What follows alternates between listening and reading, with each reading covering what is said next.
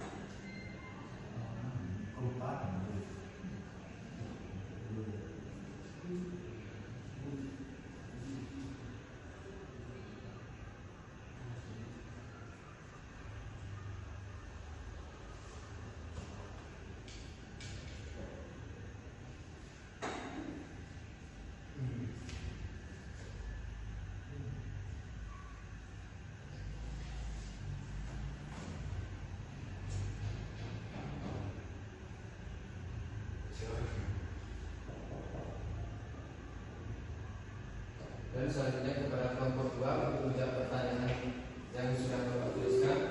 Silakan maju.